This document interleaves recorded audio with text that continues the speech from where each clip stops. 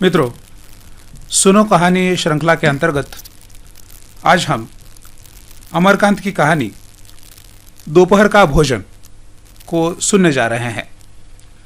आइए सुनते हैं अमरकांत की कहानी दोपहर का भोजन।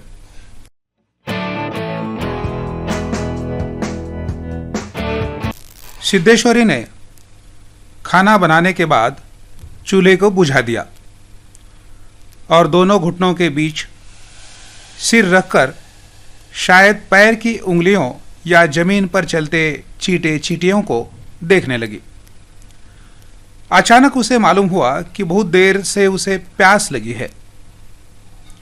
वह मतवाले की तरह उठी और गगरे से लोटा भर पानी लेकर गटगट चढ़ा गई। खाली पानी उसके कलेजे में लग गया और वह हाय राम कह वही जमीन पर लेट गई। लगभग आधा घंटे तक वहीं उसी तरह पड़ी रहने के बाद उसके जी में जी आया। वह बैठ गई, आंखों को मल मल कर इधर उधर देखा और फिर उसकी दृष्टि ओसारे में अध टूटे खटोले पर सोए अपने 6 वर्षीय लड़के प्रमोद पर जम गई। लड़का नंग धड़ंग पड़ा था। उसके गले तथा छाती की हड्डियां साफ दिखाई देती थी। उसके हाथ पैर बासी ककड़ियों की तरह सूखे और बेजान पड़े थे और उसका पेट हंडिया की तरह फूला हुआ था। उसका मुख खुला हुआ था और उस पर अनगिनत मक्खियां उड़ रही थी।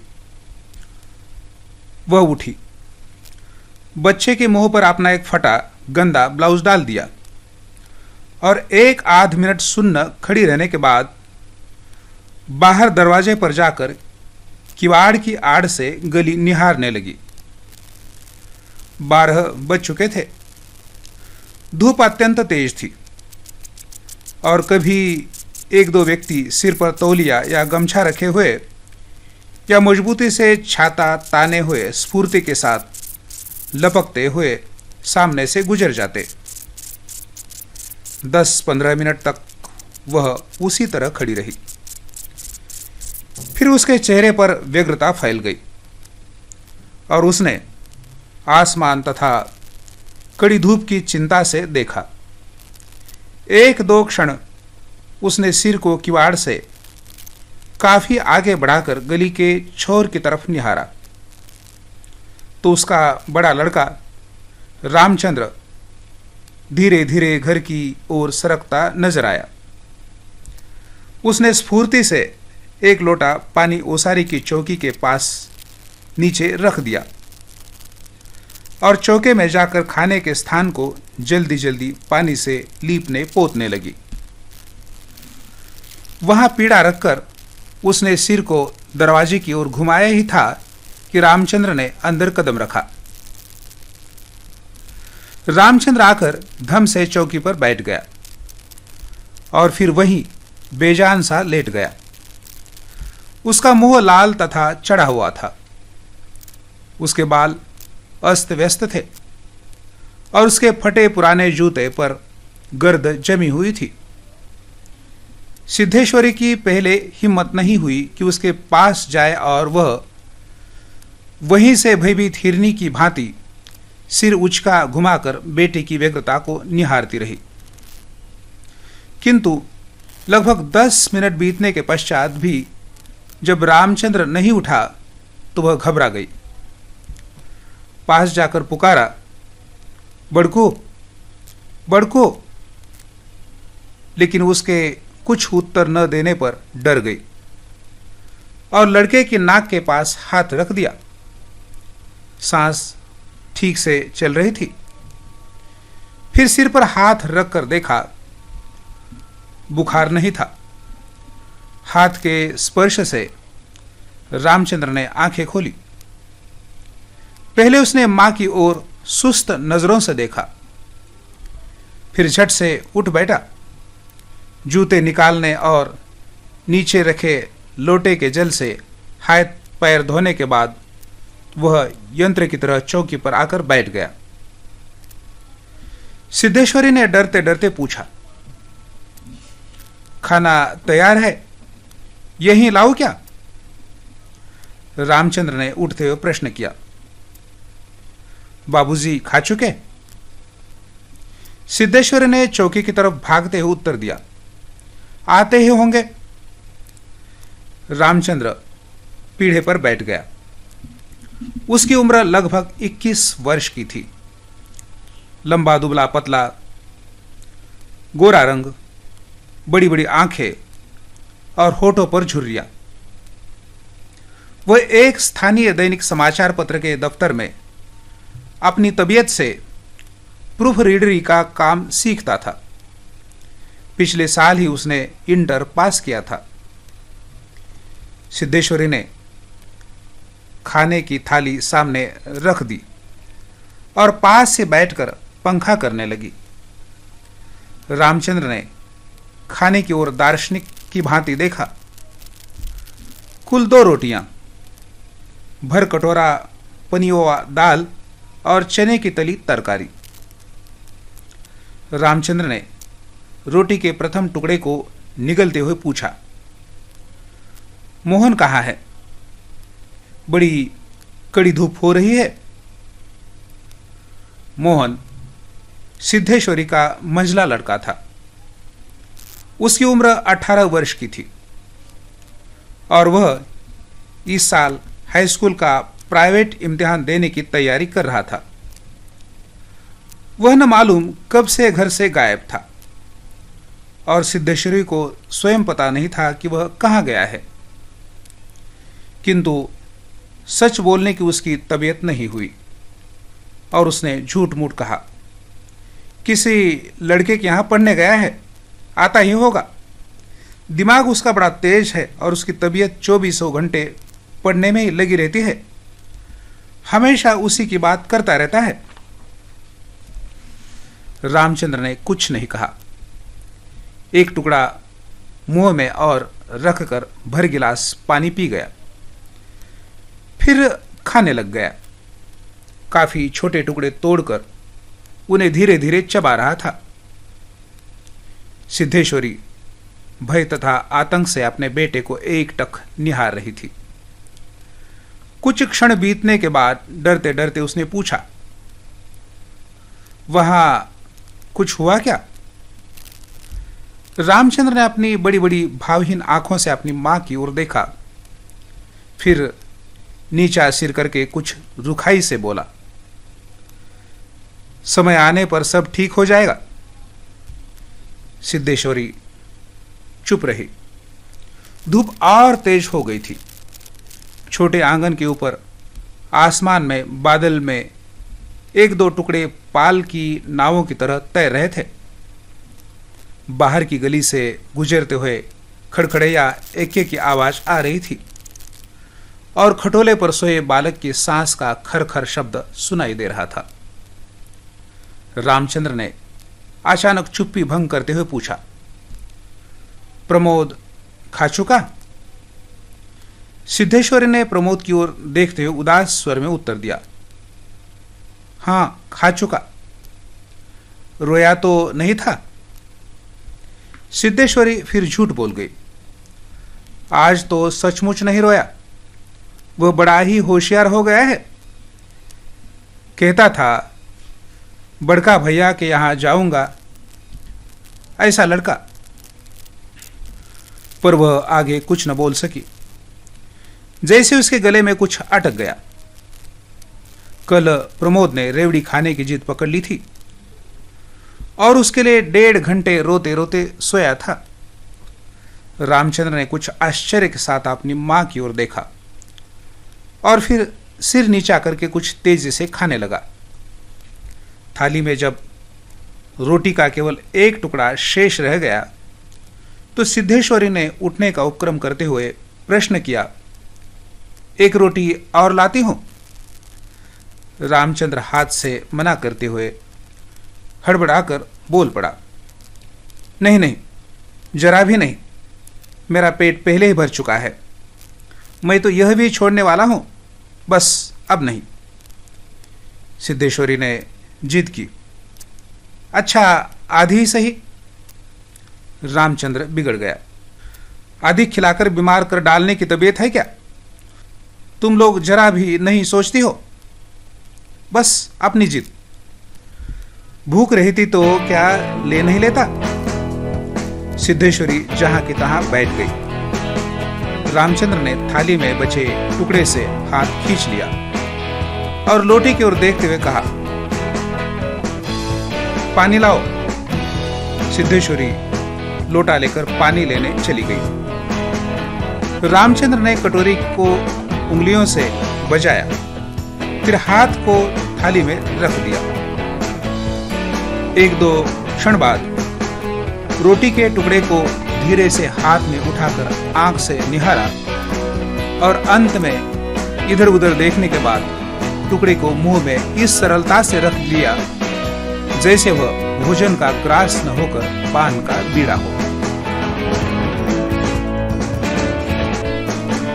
मंझला लड़का मोहन आते ही हाथ पैर धोकर पीढ़े पर बैठ गया। वह कुछ सांवला था और उसकी आंखें छोटी थी। उसके चेहरे पर चेचक के दाग थे। वह अपने भाई की तरह ही दुबला पतला था, किंतु उतना लंबा न था। वो उम्र की अपेक्षा कहीं अधिक गंभीर और उदास दिखाई पड़ रहा था। सिद्धेश्वरी ने उसके सामने थाली रखते हुए प्रश्न किया, कहाँ रह गए थे बेटा? भैया पूछ रहा था। मोहन ने रोटी के एक बड़े ग्रास को निगलने की कोशिश करते हुए अस्वाभाविक मोटे स्वर में जवाब दिया, कहीं तो नहीं गया था, यहीं पर था।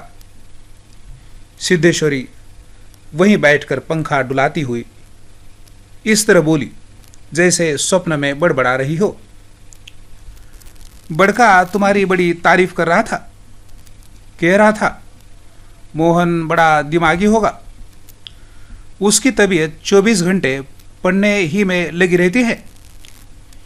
यह कहकर उसने अपने मंझले लड़के की ओर इस तरह देखा जैसे उसने कोई चोरी की हो। मोहन अपनी मां की ओर देखकर फीकी हंसी हंस पड़ा और फिर खाने में जुट गया। वह परोसी गई 2 रोटियों में से एक रोटी कटोरे की 3/4 दाल तथा अधिकांश तरकारी साफ कर चुका था। सिद्धेश्वरी की समझ में नहीं आया कि वह क्या करे। इन दोनों लड़कों से उसे बहुत डर लगता था। अचानक उसकी आंखें भर आई। वह दूसरी ओर देखने लगी। थोड़ी देर बाद उसने मोहन की ओर मुंह फेरा तो लड़का लगभग खाना समाप्त कर चुका था। सिद्धेश्वरी ने चौंकते हुए पूछा, एक रोटी देती हूं? मोहन ने रसोई की ओर रहस्यमय नेत्रों से देखा, फिर सुस्त स्वर में बोला, नहीं। सिद्धेश्वरी ने गिड़गिड़ाते हुए कहा, नहीं बेटा, मेरी कसम, थोड़ी ले लो, तुम्हारे भैया ने एक रोटी ली थी। मोहन ने अपनी मां की ओर गौर से देखा, फिर धीरे धीरे इस तरह उत्तर दिया जैसे कोई शिक्षक अपने शिष्य को समझाता है, नहीं रे, बस अव्वल तो अब भूख नहीं, फिर रोटियां तूने ऐसी बनाई है कि खाई नहीं जाती, न मालूम कैसी लग रही है।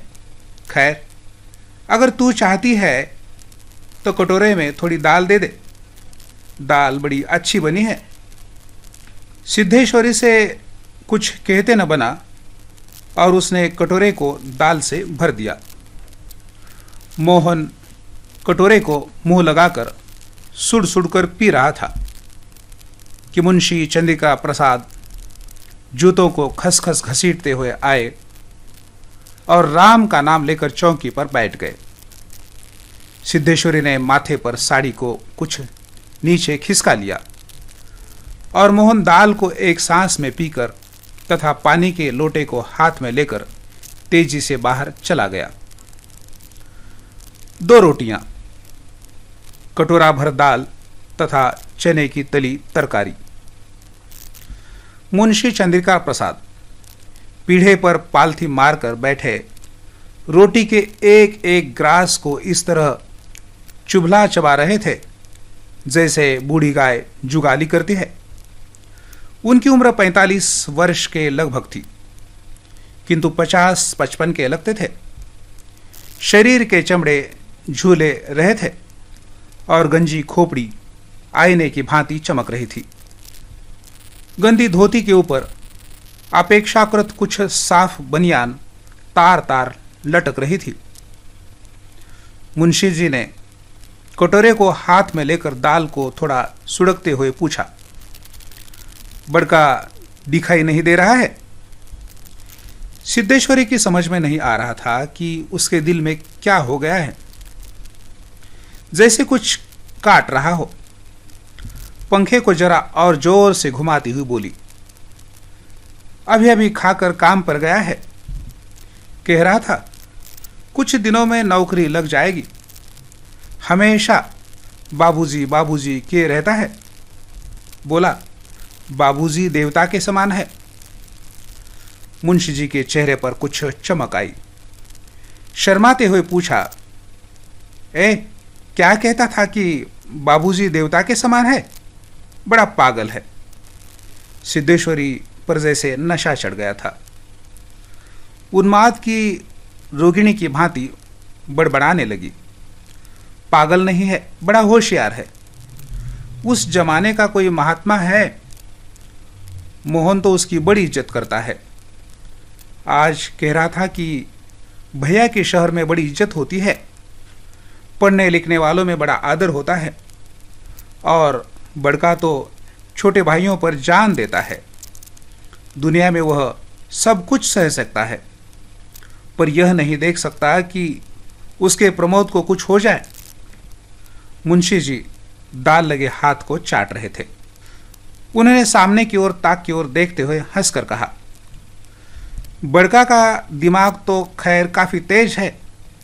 वैसे लड़कपन में नटखट भी था, हमेशा खेल कूद में लगा रहता था। लेकिन यह भी बात थी कि जो सबक में उसे याद करने को देता था उसे बर्राक रखता। असल तो यह कि तीनों लड़के काफी होशियार है। प्रमोद को कम समझती हो? यह कहकर वह अचानक जोर से हंस पड़े। मुंशी जी 1.5 रोटी खा चुकने के बाद एक गिलास से युद्ध कर रहे थे। कुछ कठिनाई होने पर 1 गिलास पानी चढ़ा गए, फिर खर खर खांस कर खाने लगे। फिर चुप्पी छा गई। दूर से किसी आटे की चक्की की पुक पुक आवाज सुनाई दे रही थी और पास के नीम के पेड़ पर बैठा कोई पंडुक लगातार बोल रहा था। सिद्धेश्वरी की समझ में नहीं आ रहा था कि क्या कहे। वह चाहती थी कि सभी चीजें ठीक से पूछ ले, सभी चीजें ठीक से जान ले और दुनिया की हर चीज पर पहले की तरह धड़ल्ले से बात करे, पर उसकी हिम्मत नहीं होती थी। उसके दिल में न जाने कैसा भय समाया हुआ था। अब मुंशी जी इस तरह चुपचाप दुबके हुए खा रहे थे जैसे पिछले 2 दिनों से मौन व्रत धारण कर रखा हो और उसको कहीं जाकर आज शाम को ताड़ने वाले हो। सिद्धेश्वरी से जैसे रहा नहीं गया। बोली, मालूम होता है अब बारिश नहीं होगी। मुंशी जी ने क्षण भर के लिए इधर उधर देखा, फिर निर्विकार स्वर में राय दी, मक्खियां बहुत हो गई है। सिद्धेश्वरी ने उत्सुकता प्रकट की। फूफा जी बीमार है, कोई समाचार नहीं आया? मुंशी जी ने चने के दानों की ओर इस दिलचस्पी से दृष्टिपात किया जैसे उनसे बातचीत करने वाले हो। फिर सूचना दी, गंगाशरण बाबू की लड़की की शादी तय हो गई, लड़का एमए पास है। सिद्धेश्वरी हठात चुप हो गई। मुंशी जी भी आगे कुछ नहीं बोले। उनका खाना समाप्त हो गया था और वे थाली में बचे खुचे दानों को बंदर की तरह बीन रहे थे।